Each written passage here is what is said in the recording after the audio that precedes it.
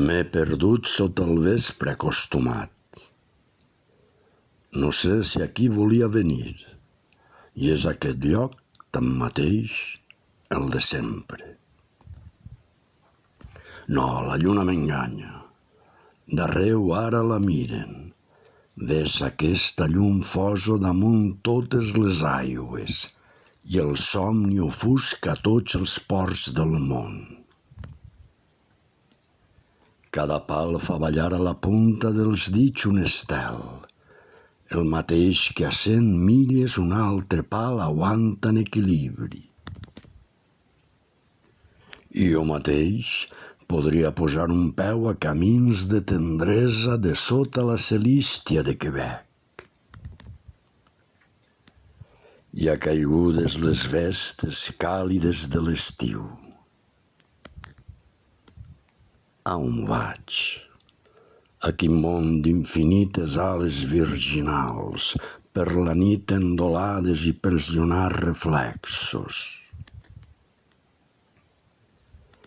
Sortint a espai més lliure, que han fes els fins coltells d'un nou setembre, on es pensa la si immensament lluny, lluny d'on se bulla. Sembla que entre els més fràgils racons de mi mateix.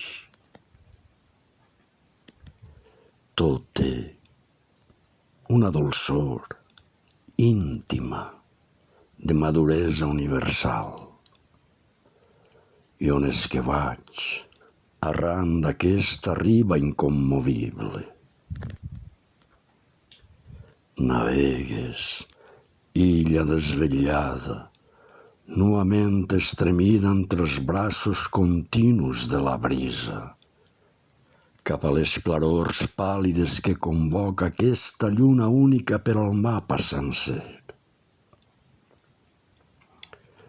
Podrà aquest port, amb escates d'argent, sortir del port i arribar al mateix port, més ell com més indefinit sota la lluna setembrina.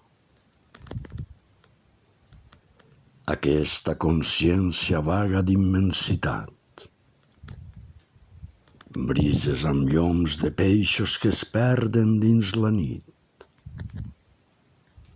Lluna remota, però no més lluny que un cantor de la casa, lladrant a l'ample cercle de tenebres, zani d'estels damunt els pals, a les hores que venen aquest ara.